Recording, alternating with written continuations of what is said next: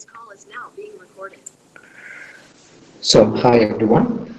In the previous two lectures, we were discussing about current mirrors.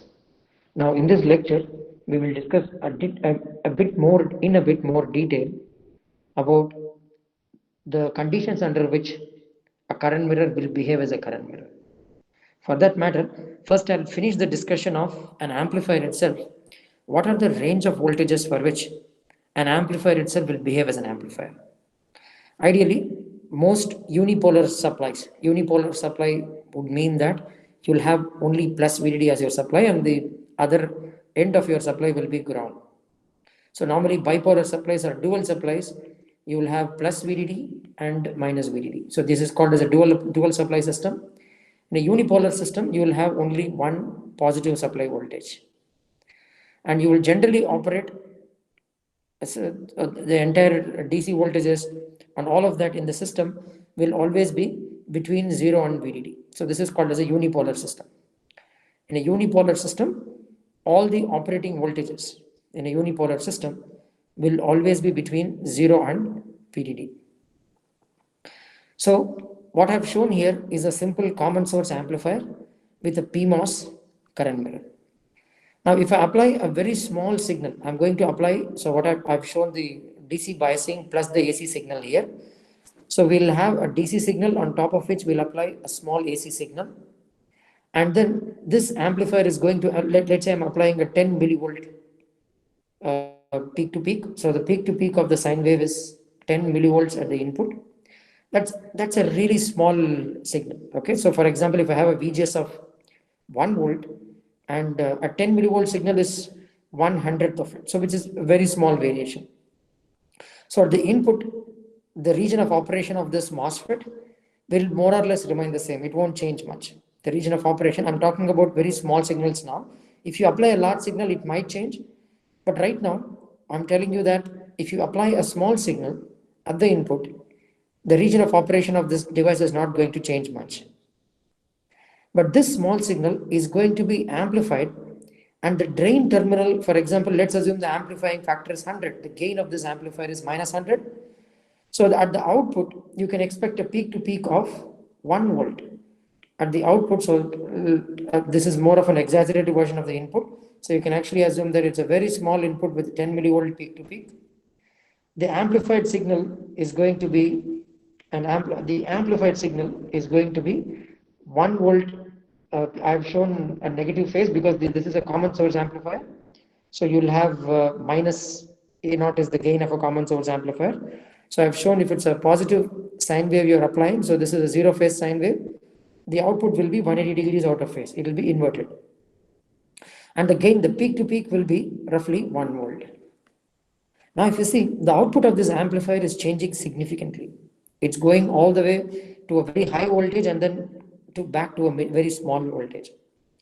As the signal at the output is changing, see, one of the important conditions that you need to ensure when building an amplifier using MOS devices or even BJTs is that all the devices have to be in saturation region, or for a BJT they are supposed to be in active region. For a MOSFET they are supposed to be in saturation region. The moment any device goes out of saturation region, what do you think will happen to the gain? What will happen to the voltage gain?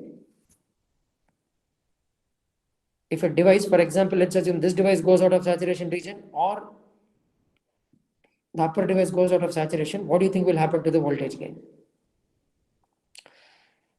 Yeah, can you say if it will decrease or increase? So for example, your gain is given by GM into ROP parallel RON.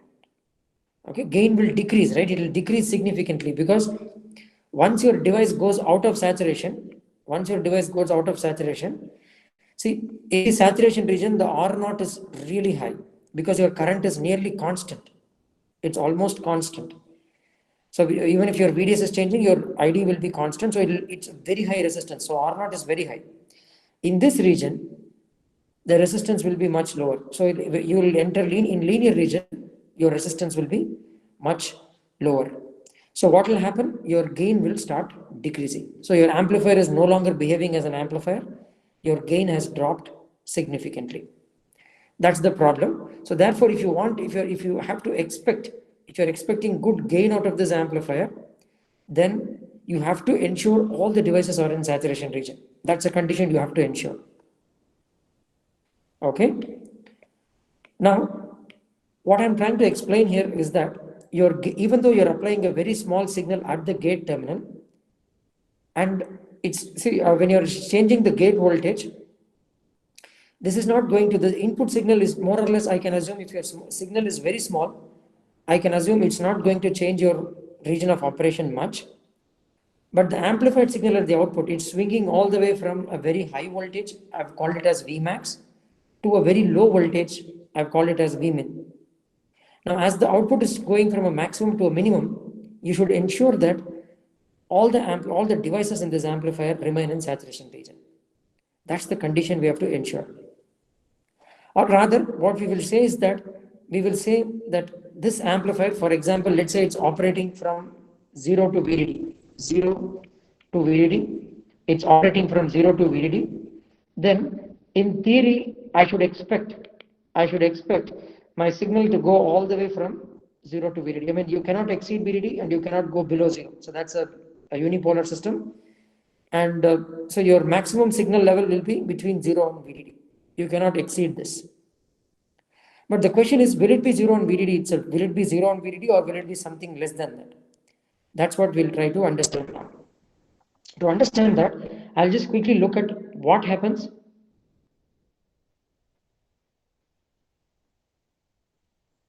Yes, exactly. So one of you is pointing out here that what is Vmin here?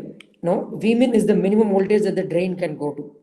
So the Vmin is the minimum voltage that your drain can go to. So Vmin, I'll come to that. I'll slowly explain what it is. Yes, I think it should be greater than VGS minus VT. Yes, that's right. Okay, but I'll explain it in more detail. Yeah. So now let's assume I'll start with a simple NMOS current mirror. We said, what is the job of a current mirror? It takes a current I0 and then generates a replicated version of the current in a different arm. Okay, so that's what this NMOS current mirror does. But you have to satisfy a condition. So what is the region of operation of this device? Gate and drain are shorted. So can I say it's always in saturation region? This device is always in saturation region. Okay. Now, if this device is always in saturation region, the perfect mirroring will happen only if this device is also in saturation region. Okay, the perfect mirroring will take place only if this device is also in saturation. But I said that a current mirror will generally go to some other circuit. So some circuit here, you will be connecting your current mirror to some circuit, and this node voltage is usually determined by the circuit where you're connecting to. You don't have control over that. But what you can say is that whatever circuit you're connecting to, you can put a condition on that circuit saying that, look, I need a certain voltage across this MOSFET for it to remain in saturation. And what is that voltage? If you want a MOS device, so this is nothing but VDS of this MOSFET, your VDS has to be greater than or equal to VGS minus VTN. So this is a condition you have to satisfy. If your VDS goes less than this MOSFET will enter linear region. The moment it enters linear region, you will not have perfect mirroring. What is the problem if your MOS device enters into linear region? What problem does it pose? Will there be a perfect mirroring? And if not, why will not there be a perfect mirroring? No, I'm talking about simply a current mirror, not high gain. Just output resistance is lower, which is true. But what does it mean? I mean, when I say output resistance is lower, so let's say if the drain voltage here is changing, what will happen to the drain current? Yes, exactly. So one of you said that the drain current becomes a very strong function of the drain voltage here. So if the drain voltage changes, then the current through this MOSFET will also change significantly. If it is in saturation region, if the MOS device is in saturation region, in this region, your drain current remains more or less independent of your drain voltage. So that's why we want this device to be in saturation region. Only if it is in saturation region, it will behave like a current source or a good current mirror. So this is a condition that we have to satisfy. And for it to be in saturation region, so the maximum drain voltage is VDD I mean, it's a unipolar supply system, so you cannot exceed VDD. And the minimum voltage that you need to satisfy here is VGS minus VT. I'm going to introduce a term. I've already introduced this. It's called overdrive voltage. What is the excess voltage above VT by which you have biased your transistor? So that's called V overdrive, or the overdrive voltage given by VGS minus VT. So this is your V overdrive. So I can simply say this is your voltage in this graph. If you draw it here, so the minimum voltage you need is V overdrive. Maximum, of course, it can go to VDD.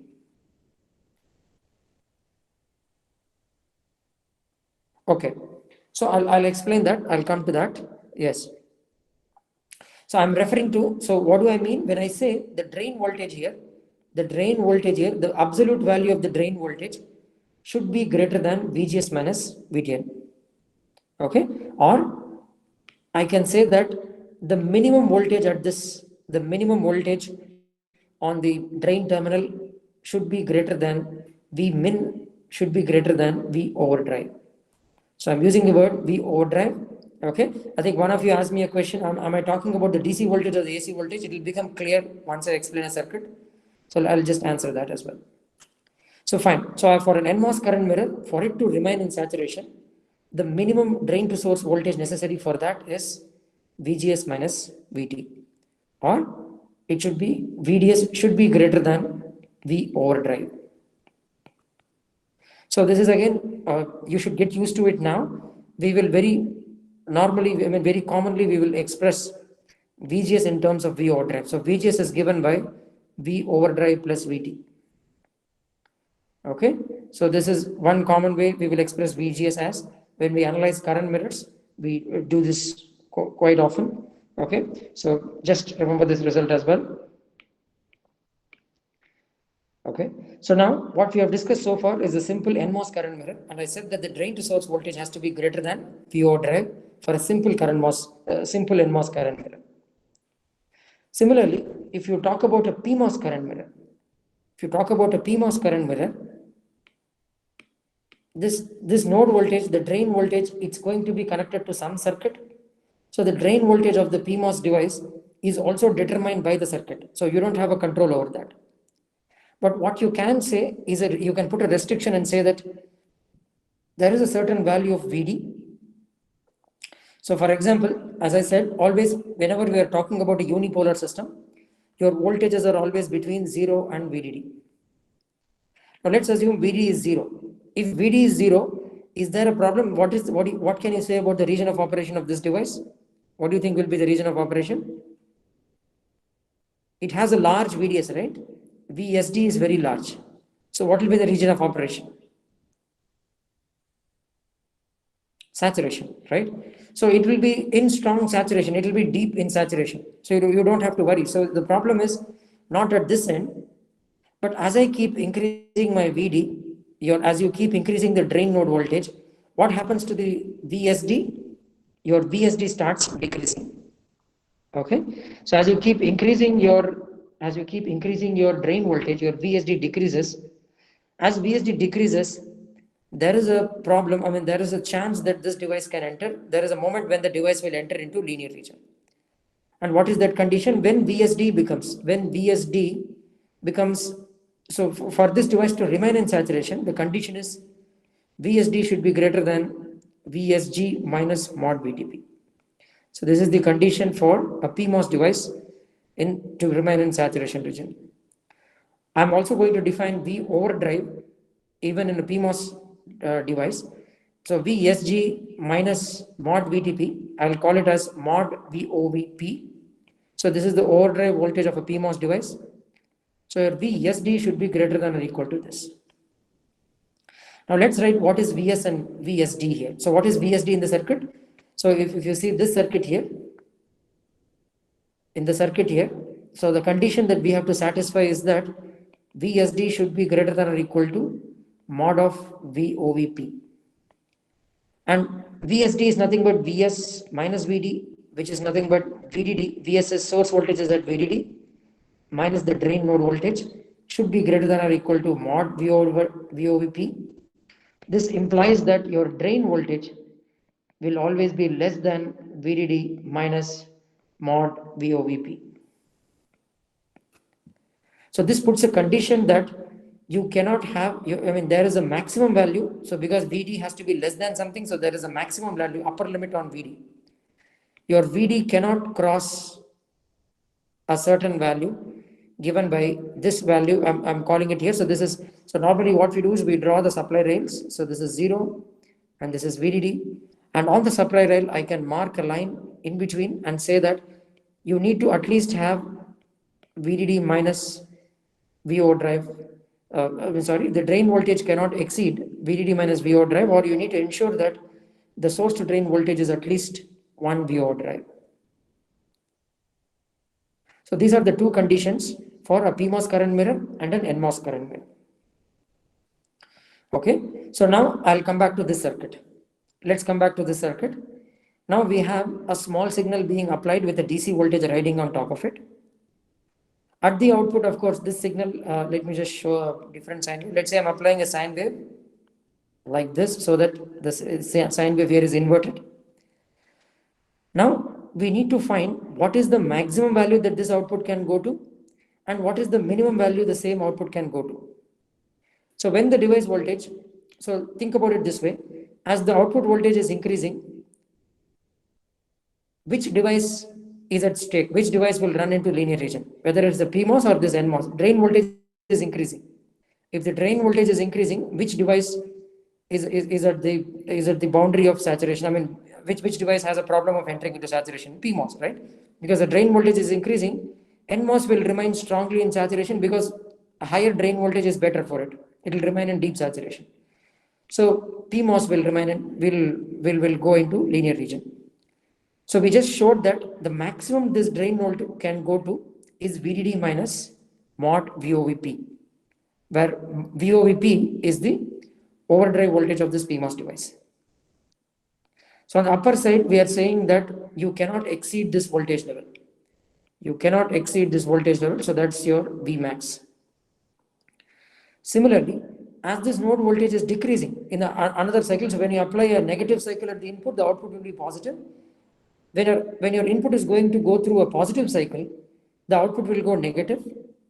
As the node voltage is decreasing, PMOS gets more and more VSD. So the device that's now going to go into linear region will be your NMOS device. And what is the minimum drain voltage that this NMOS can take? So let VGS be the DC operating point and V overdrive given by VGS minus VTN. So let me call VOVN. So if VOVN is the minimum, is the overdrive voltage of the NMOS device, of this input NMOS device, what is the minimum voltage that this drain voltage can go to? See, as this drain voltage is reducing, yes, 1 VO drive, right? 1 VO drive. So the minimum voltage that this drain can go to is 1 VO drive. VS is 0 right now. Okay, so I can directly say, are you referring to VS as the voltage source, or what do you mean by VO drive plus VS? I think one of you wrote VO drive plus VS. Okay, see, the input signal is a very small signal. It's in the order of 10 millivolts, so I can ignore it. I'm ignoring the input signal variation here, which is a very small signal. It's in the order of 10 millivolts, so I'll ignore its variation. I'll only focus on the drain, because drain signal variation is much higher. So the minimum voltage that this can go to is VO drive N. Okay, so now we have an interesting limitation that ideally in a unipolar system, okay, we were expecting the input signal, the sine wave here, we were expecting the system to go from a minimum and maximum of VDD and 0. But then, because we are building these amplifiers using MOS devices, now these devices, for them to behave as, for them to give some small signal amplification, you need to bias them. You need to keep them in saturation region. Okay, so to keep them in saturation region, you end up spending some voltage. You end up spending some voltage to keep them in saturation. So therefore, the signal level slightly reduces. The maximum input and output voltage reduces. Okay, so this term, the maximum minus the minimum. So this is the range. Okay, so now this is your VDD and 0. Your signal we said goes to a Vmax and Vmin. It doesn't exceed these two voltages. It will be within this. This region, which is Vmax minus Vmin, is what we refer to as voltage swing. So we refer to the minimum and the maximum possible voltage that this output can go to. The difference between the two is called voltage swing. Ideally, we want the voltage swing to be equal to VDD because maximum is VDD, minimum is 0. So we want it to be equal to VDD. So this is V swing. The voltage swing should be equal to VDD. But then we have to keep the transistors in saturation. So because we have to keep the transistors in saturation, we have to spend on the upper side one VO drive PMOS. On the lower side, I have to keep one NMOS transistors in saturation, so VOVN. So it actually becomes VDD minus VO drive N plus mod of VOVP. So this is your voltage swing of a simple NMOS amplifier. Yes, the voltage swing is the peak-to-peak difference. Okay. Yeah, voltage and peak-to-peak difference. Yes. So now one of you're asking a question here. So see, remember, biasing will not change. See, we will not bias your transistor. Biasing normally, when you bias a transistor, you will ensure that the drain will, this is your VD bias. You will normally bias your transistor at some center voltage. After that, this changes entirely because of the small signal. You will choose an operating point, bias point, so that around that bias point, you can have a signal swing. Okay, so the AC signal, when I'm talking about the maximum minimum, I'm already referring to the AC signal. Okay, so fine. So this is your maximum voltage swing possible in a simple common source amplifier. So that's the peak-to-peak difference between maximum and minimum. So you can tell it as a peak-to-peak voltage of a sine wave. Okay, so ideally, if you want to build a good amplifier, you need to maximize the voltage swing. You need it to behave as a voltage amplifier for as high a voltage as possible so that you can get very high gain out of it. Now let's start with a cascade amplifier. Yes, yes, I'll come to that. So now I'm going to cascade two amplifiers this way, two MOSFETs this way. And whenever we have a cascade amplifier, remember something we discussed before, we need to have a PMOS cascade current mirror. Otherwise, a cascade amplifier is not going to give you a good voltage gain. Okay, so now I have two MOSFETs in series. If I have two MOSFETs in series, what do you think will be the minimum output voltage at this point? What is the minimum voltage necessary across the first MOSFET to keep that in saturation? What is the minimum voltage you need? Can I say it should be VOVN? You need one VO drive to keep it in saturation region. You have to spend at least one VO drive voltage to keep it in saturation. What is the VDS necessary for this device? Let's assume VGS is same for this as well. What is the voltage necessary for this device? Again, another VO drive N. So you need another VO drive to keep this device in saturation region.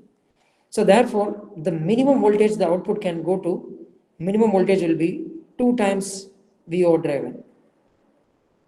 The minimum voltage your output can go to is 2 times VO drive N. Okay, so that's an important point to understand. So now as I stack more and more devices, I'm going to, yes, of course, I'm going to lose, or the minimum voltage is going to keep increasing, which means swing will reduce. So that's the problem on one side, and the lower voltage has now increased. The minimum voltage has increased from 1 VO drive to 2 VO drives. Now let's talk about the upper side. On the upper side, I have to keep 2 PMOSs in saturation. So the minimum voltage you need for the upper transistor to remain in saturation, what should be the VSD?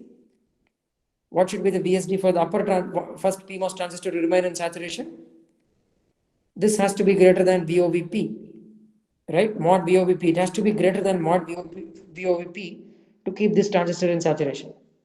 Similarly, this VSD should also be greater than mod VOVP to remain in saturation. So if that is the condition, what is the maximum voltage your output node voltage can go to?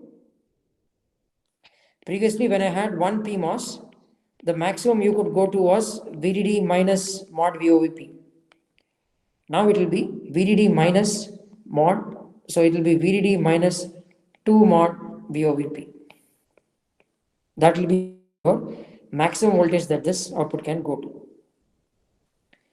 So now if you try to draw the signal, initially we were expecting the signal to go all the way from, so this is your VDD line and this is a ground line. We were expecting the signal to go all the way from VDD to 0. But in case of a single cascode, a simple common source amplifier, we saw that the input could go only till VDD minus Vmax, and on the lower side it could go to VOVN, and here it could go to VDD minus mod VOVP. It couldn't go more than this. On the lower side it couldn't go lower than VOVN. Okay, now in simple cascode, a telescopic cascode with just one level of cascoding, so we just added one common gate. This signal level further reduced here, and the maximum here came down to VDD minus 2 mod VOVP, and minimum level increased to 1 VOVN, 2 VOVN. Okay, so that's what happens. As you keep increasing the number of cascodes, as you keep increasing the cascoding, your signal voltage will keep on reducing. The signal swing will keep reducing. Okay, so even though cascode is giving you a very high gain, there is a restriction on the maximum and minimum output voltage the signal can take. That's a problem. Okay, we will see later, probably at a later stage, I'll explain why is that a problem. A lower swing is not definitely desired. You want your signal to swing as much as it can so that you can apply proportionately larger input to the system, to the amplifier. Okay, so lower swing is not usually preferred. So that's the problem that you encounter in a telescopic cascode. So is this fine? So there is this problem of swing. Okay, so one of you are asking a question that how do we limit? So you said that mathematically, if you design a circuit, we know what is the maximum and minimum limits. Okay, no, we don't control it. We give it as a restriction to the designer. So designer knows that he or she, they cannot exceed a certain level and go below a certain level. Accordingly, they will apply a input signal. Okay, so accordingly, wherever this amplifier is used, they will keep that in mind. Okay, the engineers who are going to use these amplifiers will have that in mind, and you will vary the. So this, in fact, where does this swings come into play? I'll probably talk about that when we talk about operational amplifiers. So that's where this concept of, generally we don't use, especially a telescopic cascode in open loop. When I say open loop, just directly you don't use an amplifier like this. Usually this will be a part of a very complex or a big circuit, a big operational amplifier circuit. So there probably you'll relate better when I describe the voltage swings at a much later stage. But for now, you can take for a fact that yes, I'm going to restrict my input signal. The engineer who is going to design that will keep this in mind and design a system. So he knows that the output cannot exceed this, so he will not apply a signal, input signal, which will make the output go out of the bounds. Okay, so that's a restriction. As a system designer, it comes to you. Okay, so we saw what is the minimum voltage necessary to bias and how does it affect your amplifier design. The next thing is I'll quickly discuss a simple cascode current mirror and how to bias a cascode current mirror so that its output swing is maximized. Okay, so that the output swing is, whenever I say output swing is maximized, you need to ensure that this transistor is biased in such a way, such that both these transistors will not go out of saturation or will go into linear region for as low a voltage as possible. the drain voltage as possible. Okay, so first let me show you how to build the simplest cascode current mirror. So we started with a NMOS current mirror this way. So we designed an NMOS current mirror this way. Okay, and then we said if I cascode it, if I don't introduce a cascoding directly, if I introduce it this way, if I use a simple NMOS current mirror, the output resistance was just R naught, right? If you want to use a current mirror in a cascode amplifier, we said we need a much higher R out, and that's possible only if you cascode it. So first let me say I'm going to cascode this using a transistor, another common gate transistor, and I'm going to hold this bias voltage at some fixed value VB. I'm going to hold this at some fixed value VB. Now remember, the mirroring is done by these two transistors. These two transistors are doing the job of mirroring. This transistor's job is just to give you a high output resistance. So now let's assume there is a constant VD, a DC bias voltage, plus there is some small signal voltage riding on top of it.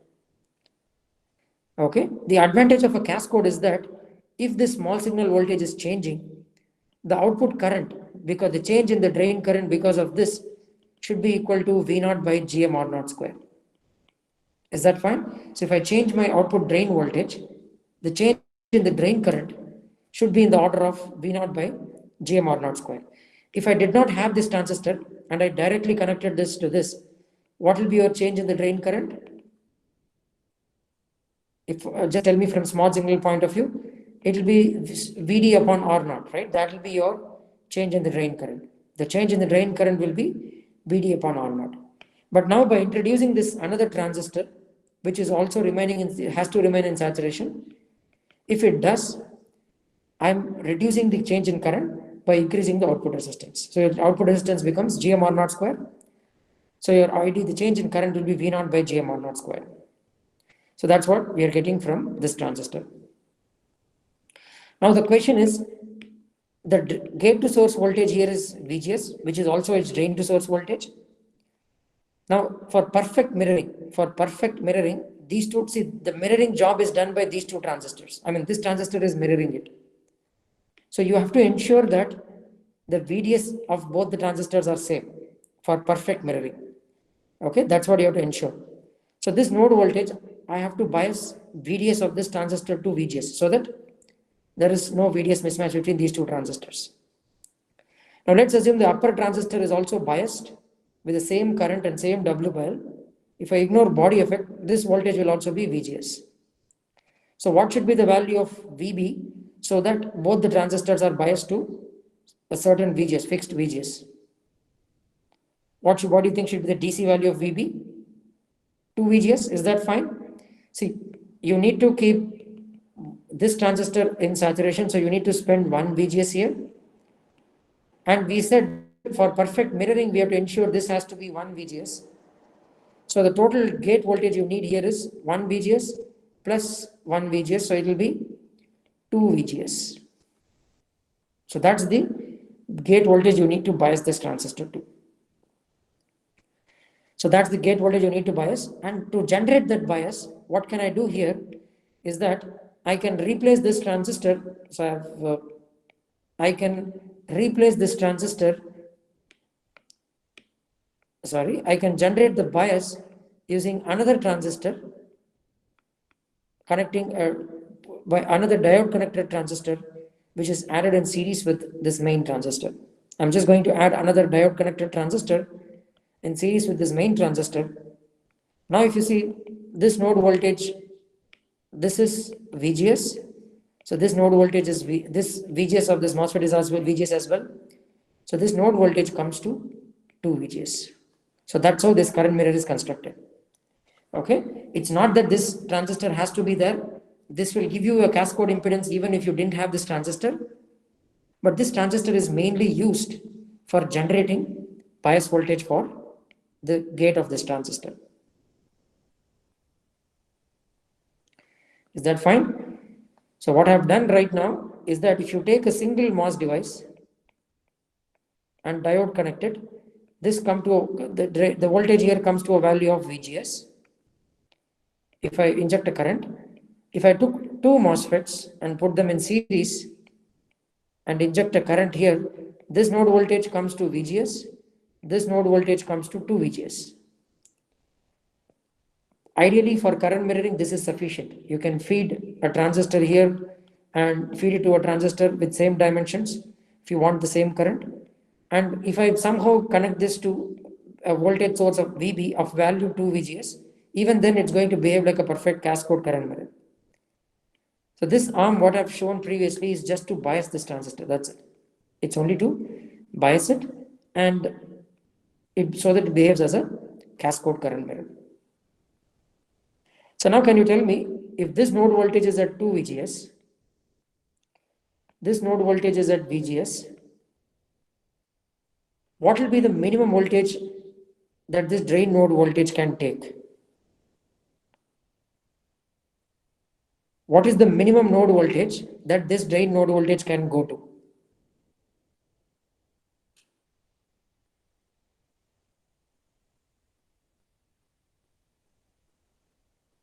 Right? So one of you wrote it right. It is 2 VGS minus VT, right? So this is the gate voltage is 2 VGS. So it should be 2 VGS minus VTN. Is that right? So your minimum drain voltage, you can see, look at the gate voltage. If you take a MOS device and you know its gate voltage, VG is the gate voltage, the minimum voltage is your drain voltage VD should always be greater than VG minus VT. You have to satisfy this condition. So therefore, this output drain voltage should always be greater than 2 VGS minus VTN. So I'll use this notation. V overdrive is given by VGS minus VTN. So 2 VGS minus VTN, I can write it as 2 times VGS minus VTN plus VTN. I can write it this way. So this is nothing but 2 V overdrive plus VTN. So this is what we get. This is the minimum drain voltage for both the transistors to remain in saturation. So this is the output transistors. I'm only drawing the output here. So VB1 is at VGS1, VB2 is at 2 VGS. This is at VGS, and VB2 here is at 2 VGS. And we said that the drain voltage, this transistor is going to enter into linear region if your drain voltage goes less than, so the minimum voltage necessary is 2 VO drive plus VTN. Now if you recall, a few moments ago, we said that if you have two transistors in a stack, if you just put two transistors in a stack, you put them in series, you just need one VO drive to bias this, and you just need one more VO drive to bias this. That's it. You just need one VO drive to bias each of the transistors. So the minimum voltage necessary at the drain is just 2 VO drive, right? That's what we said some time ago. We said the minimum drain node voltage necessary to keep both the transistors in saturation was just 2 VO drive. But now if you see, there is one VT added to that. A VT can be quite a large voltage, especially if, let's assume, your supply is 1.2 volts. Let's say VT is in the order of 0.3 to 0.4. If VT is in the order of 0.3 to 0.4, you are going to lose a voltage swing of 0.4 volts. And 0.4 volts is a huge loss in voltage swing, right? So if your supply voltage is 1.2, and if you lose 0.4 volts in voltage swing, that's like you have lost 1/3 of the supply. Okay, 1/3 of it is just lost on the lower end itself. So that's a huge loss. So can we somehow get away with this VTN? Can we somehow get away with this VTN? The problem in this architecture is the biasing scheme. Ideally, if you put two transistors in a stack, you just need 2 VO drives. You don't need more than that. You just need 2 VO drive voltages to keep your MOS device and both the devices in saturation. But now, what we are saying here is that we need an extra VTN for both these devices to remain in saturation. And that is because our biasing is not properly done. So can we fix this biasing? So can you tell me, where is the problem? Where do you think, see, if you look at this circuit, we said I'm going to give this guy a VGS of VGS, right? I'm sorry. So I said I'm going to give a VGS of VDS equal to VGS. So this is where the problem is. I should have just biased it with one VO drive, but now that I'm biasing it with one VGS, this requires one VO drive for it to remain in saturation. But this requires the way in which I have biased, this is biased to 2 times VO drive. It's biased to VGS, which is nothing but VO drive plus VTN. So the sum of the two voltages is 2 VOV plus VTN. So that's where the problem is. So can I fix this issue? Can I somehow ensure that I need to get good current mirroring? And what was my reasoning for that? The reasoning why we said that this MOSFET needs to have a VDS equal to VGS. Why did we say that? Why did we start with the problem saying that I will bias this VDS equal to VGS? Why did we start with that reasoning? Not in saturation. What is the reasoning? Is that these two transistors are the mirroring transistors. I wanted a perfect mirroring, right? The reasoning was perfect mirroring, less VDS mismatch. So that was the reasoning we started with, and we said that's why I need to bias this also equal to VDS should also be equal to VDS. But if I can somehow ensure that on the biasing side itself, if I design my bias transistor itself to have a lower VDS, then maybe I can fix this problem. Okay, so how do we do that is what we'll see now.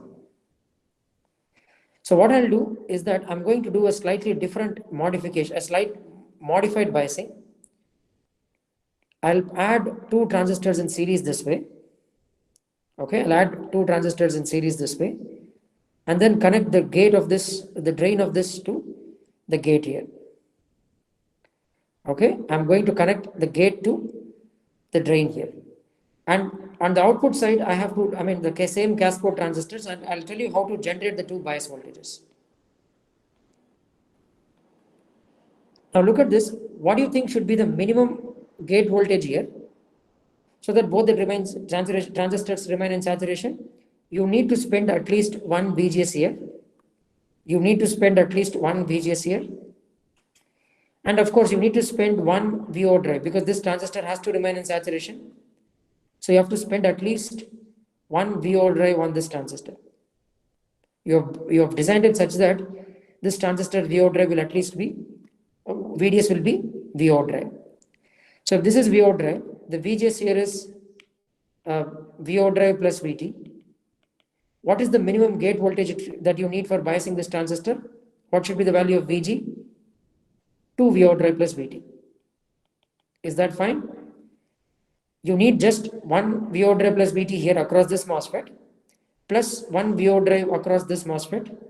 Sum of the 2 voltages should be equal to 2 VO drive plus VT. That's the minimum voltage you need at the gate. If you bias with this gate voltage of 2 VO drive plus VT, what is the minimum voltage the drain can go to? If you somehow bias it to this voltage, 2 VO drive plus VT, what is the minimum value that drain can go to? 1 VT less, right? 1 VT lower. It will be 2 VOV. So I attained what I wanted. I wanted to design a current mirror, but I just need to spend only 2 VO drive on biasing both the transistors. So previously I was wasting extra VT. We identified where the problem is. The problem is this transistor was taking up 1 extra VT for biasing. If I can somehow fix that, then my problem is solved. Of course, these 2 transistors are the mirroring transistors and the bias transistors, so they should have same VGS. We're ensuring that. Now the only problem is I will connect these 2 gates also together. I will connect these 2 gates together as well because I'm going to generate this bias voltage. I will somehow design some other circuit which will generate me a voltage of 2 VO drive plus VT, or this is nothing but 2 VGS minus VTN. 2 VGS minus, that's what I need to do. Now see here, what I'm going to do here is that I'm going to connect the gate to the drain here. Okay. Yes, we will set it externally. I'll tell you how to do that, but let me finish the discussion now. So we are going to connect the gate to the drain. That's what we are doing here. So now I'll inject a current here. If I inject a current here, so this node voltage will be VGS. The node voltage here comes to VGS.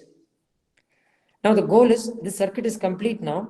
The only thing is, how am I going to design this VB? How am I going to design this VB? So there are multiple approaches of designing this VB. I'll talk about one simplest way of doing it. Let's assume all these transistors are biased with a W/L ratio given by W. All the transistors are biased with the same width. It's a 1:1 current mirror. So all the devices dimensions are equal to W. Now I need to generate a voltage whose VO drive should be VGS should be 2 VO drive plus VTN. I need to generate a voltage of VGS whose VO drive should be whose VGS should be, sorry, I need to generate a bias voltage whose value is 2 VO drive plus VTN. Now, with your knowledge so far, if I want to generate a bias of this type, you have a current here available to you. So which means you also have replicated versions of that current. Using current mirrors, you can generate that. I can inject the same current into a NMOS transistor this way. NMOS transistor this way. If I choose the dimension of this NMOS transistor to be W, what will be the voltage? Let me call this as VB. What is this voltage? What will be the voltage at this point? If I choose the W/L as W, it will be VGS, or I can write it as VOB plus VTN. Now, can you quickly think and tell me, if I want a VGS, so if I want a VGS of 2 times VO drive plus VTN, the current is same. For the same current, what should be the new W/L values? So your ID is given by beta n 1 by 2 into VGS minus VTN. Now, what do I need? I need beta n2 by 2. Current is same, ID is same, but I need VGS, 2 VGS minus VTN the whole square. So can you tell me, equating these two, what should be the W/L of this transistor in respect to this? No, think about it. See, you first use intuition. If your width is large, for the same current, VGS will come down. So what should you do to your width? So when you get an answer, you can't get 4W, right? It should be W by 4. It should be W by 4. If you choose the dimension of W by 4 for this device, then your bias voltage VB comes to a value of 2 VGS minus VT. So that's what we are going to do now. So what we'll do here is that we'll replace this bias voltage by a transistor. We are going to generate it. See, if I have this current mirror, I can always generate another same current by using if I have one current source I can generate a replicated version I as well. A sourcing current, I can generate it using a current mirror. And I'm going to choose the W/L as W by 4. By choosing a W/L value of W by 4, I have generated the bias voltage I need. This bias voltage will be 2 VGS minus VTN. Okay, so this is one way of biasing. There are other ways of doing this as well. So I'll just quickly discuss that as well, but I'll finish the discussion now. Is that, so if you see, if I do this kind of a biasing scheme, this gate voltage is at 2 VO drive plus VTN or 2 VGS minus VT. If you spend 1 VGS across this, what is the VDS of this transistor? What is the VDS of this transistor here? See, the bias voltage is at 2 VO drive plus VT or 2 VGS minus VT, out of which 1 VGS is spent here. So the VDS will be 1 VO drive. That's it. So this is the main transistor and this is the mirroring transistor. Both of them have a VDS of 1 VO drive. So now I have solved this problem of lower voltage swing by introducing a slightly different modified biasing scheme. Okay, so this biasing scheme enables this current mirror to have a lower uh, drain voltage. Okay, so if I'm going to use this current mirror in a cascode amplifier, I can have a larger swing. So therefore, this is called as a wide swing cascode current mirror. So this is called a wide swing cascode current mirror.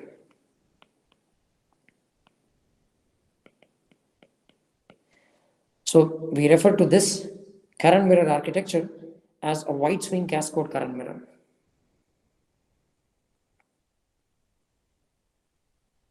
Okay, so to distinguish it from a current mirror like this, so this current mirror is a conventional cascode current mirror, but it's a low swing current mirror because you need a higher voltage to bias it at the drain terminal. So therefore, this is a low swing cascode current mirror.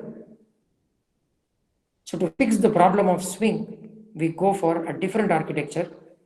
So this, where we just modify the bias voltage here and also modify the biasing arm. We modify the biasing arm, and this circuit is what we refer to as a wide swing cascode amplifier, a wide swing cascode current mirror.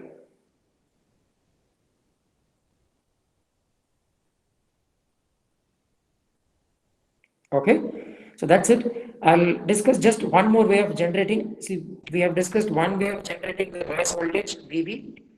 To generate the bias voltage VB, I'll inject the same current and choose W by L as W by 4.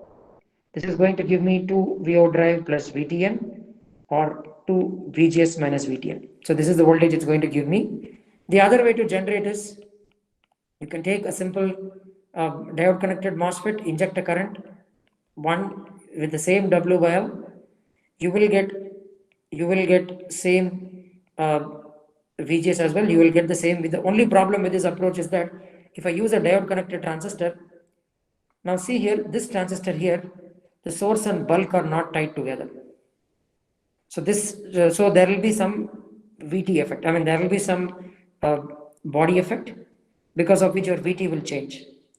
That is not, the biasing arm doesn't take care of that. For the biasing arm, if you see for the circuit which is generating this node voltage VB, that transistor does not exactly emulate what's happening in the actual circuit. Okay, it is source is at ground, but if you see this transistor source is not at ground. I'm referring to, I'm sorry, there are too many errors here. I'm referring to this transistor. I'm referring to this circle transistor here. That it is trying to generate a bias voltage for both the transistors, the circled one and this transistor, but the source is not at ground. The source is at ground. So there is no body effect in this transistor.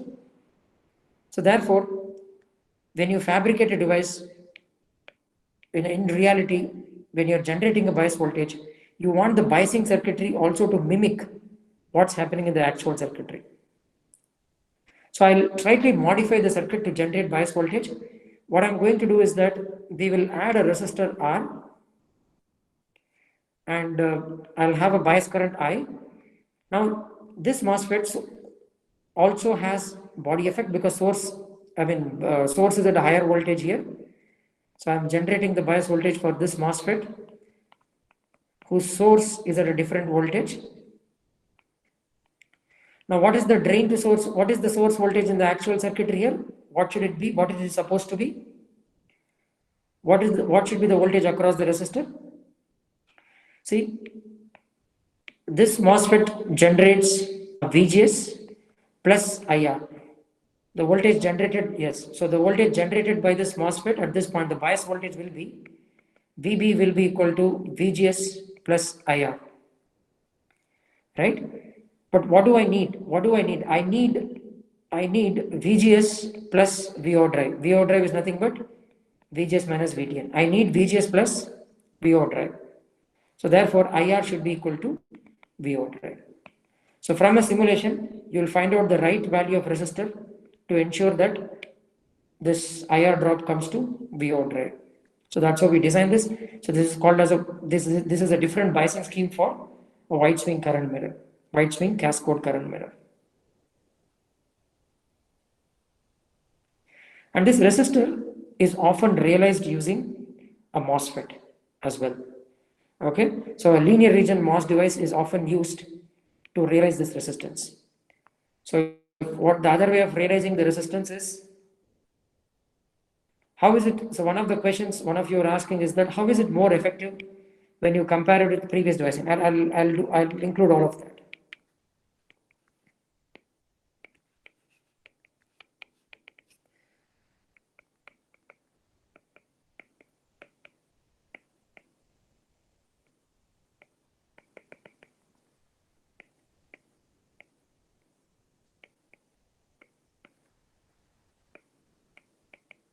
Okay. See, both these transistors are generating the same bias voltage. But then we would prefer a bias circuitry which mimics what is happening in an actual circuitry. So what we need to generate bias voltage for an NMOS transistor. So we need to generate it for a bias voltage for this NMOS transistor. It needs to support one VGS plus one VO drive. Now this circuit is going to give me that. If I use an NMOS transistor, it's definitely going to give me that. One, the dimensions of this MOSFET is going to be way different than the dimensions of this MOSFET, right? It's W by 4, this is W. So you will definitely have some mismatch between these two MOSFETs. There will already be a mismatch between both the MOSFETs. In addition to that, that's a mismatch. Yeah, exactly. I mean, see, there will be hundreds, probably, if it's a purely analog chip, you will have thousands of such MOSFETs. But in a digital, if it's usually a mixed signal circuit, you will have millions of such devices. Yes, that is the reason we want them all.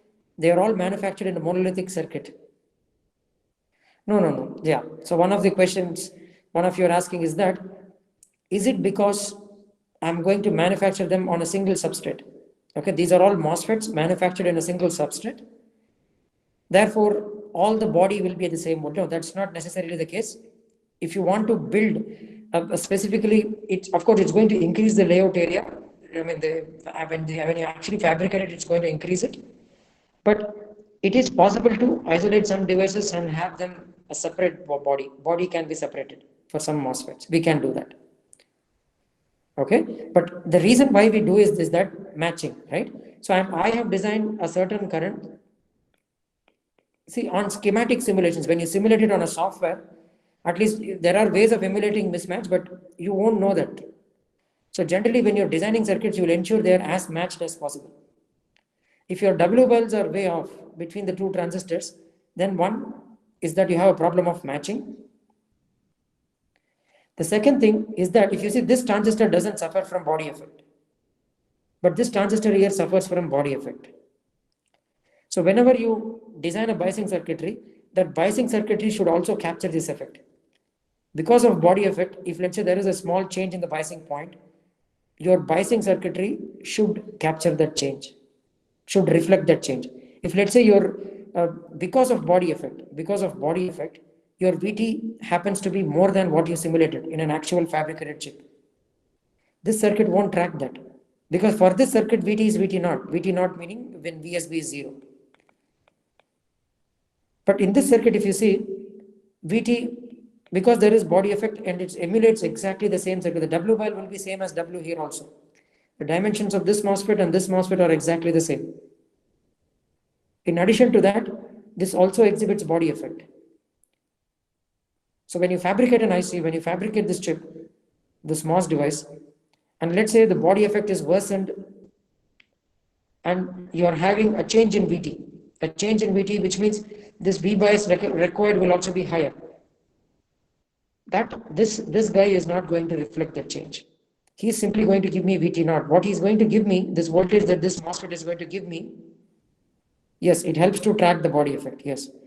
So this voltage it gives me is simply 2 VO drive, let me write it this way, 2 times VO drive NMOS plus VT0. This is the voltage this guy is going to generate me. But what do I need?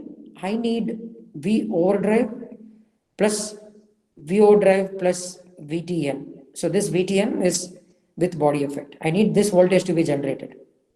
But this guy won't generate it. He'll give me 2 VO drive N plus 1 VT0. That's what this guy is going to give me. Okay, but I need this. I need one overdrive. Here this guy has no body effect, but this transistor suffers from body effect. That should be captured in the biasing circuitry. So now if you look at it, this is going to be VO drive plus VTN. This is going to be, by design, you will ensure this to be one VO drive. So the voltage generated here will be 2 VOV plus VTN. Okay, so that's the voltage we are going to generate, and that exactly tracks. That's what I need in the circuitry. But see this the first transistor here, because it doesn't suffer from body effect, it's going to only generate me 2 VT VO drive N plus VT0. So that is why the second one is preferred. This is the more commonly used biasing scheme for a wide swing cascode. Finally, to just conclude it, for a wide swing cascode, instead of resistor, we realize it using a MOS device. So this node voltage is V bias, so this is how we connect it here. Now, if I want this transistor to be in linear region of operation, the gate voltage should be connected to the highest potential possible. Okay, so the gate voltage, see, this node voltage will always be less than the supply. Drain voltage will always be less than the supply.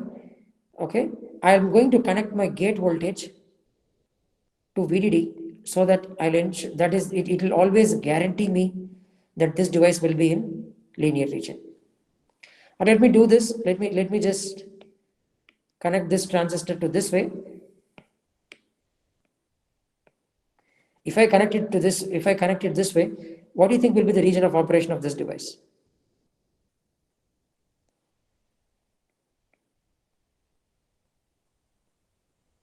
See, let's look at the gate voltage. Let VGS be the gate voltage of this MOSFET. VGS is the gate voltage of this MOSFET. So that is connected here. So this node voltage is equal to VGS. Now, the upper transistor is always in saturation because gate and drain are shorted. Upper transistor is always in saturation. So what is the source voltage? What can you say is the source voltage? Let me call VGS 2. So this is 2, this is 1, this is VGS 2, so this will be VGS 2. What is the source voltage? Let VGS be the node gate to source voltage of the first transistor. So what is VS here? What is this node voltage? Can I say it is VGS 2 minus VGS or VGS 1? So the first transistor is VGS 1. What is VGS 1? VGS 1 is nothing but VGS 2 minus VTN minus VO drive 1. So the drain to source voltage is already VGS minus VTN lower, and it's further lower by 1 VO drive. So what is the region of operation of transistor 2? Linear, right? See, the moment it is less than VGS minus VTN, it's going to go into linear. But it is less than that and further by a factor of VO drive 1. So therefore, the region of operation of the second transistor is linear. So fine. So by this biasing scheme, I can choose appropriate dimensions for the second transistor till I get this voltage across this to be equal to 1 VO drive. That's it. So this is the biasing circuitry used in a wide swing cascode current mirror.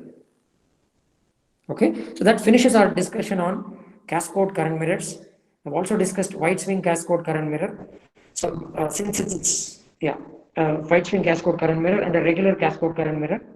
So let me ask you one simple question, and then I think we'll end the lecture. So if I have, so I told you this is biased at VO drive. This is biased to some drain voltage. Let's assume that drain voltage is greater than 2 VO drive. It's much greater than that.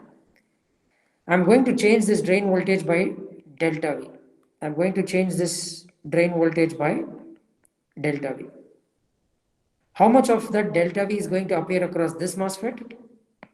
And how much of that is going to appear across this MOSFET? If I change this node voltage by delta V, what will be the distribution in terms of fractions? Or how will it distribute itself? So keep this in mind. I've already discussed a very interesting property of common gate. If you ground this terminal, if I change this by delta V, what should be the change here? A common gate amplifier. If you recall, we were discussing something called reverse gain of a common gate amplifier. If I apply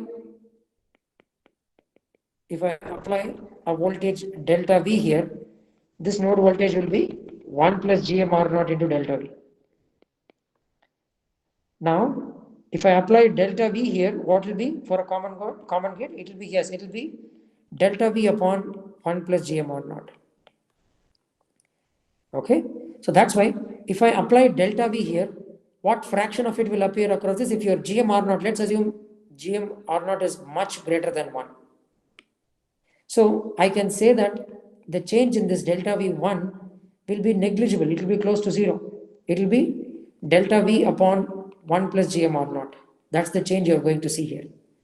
The change across this MOSFET will be delta V into the remaining change. So that will be Gm R naught by 1 plus Gm R naught. You add the two, you should get delta V.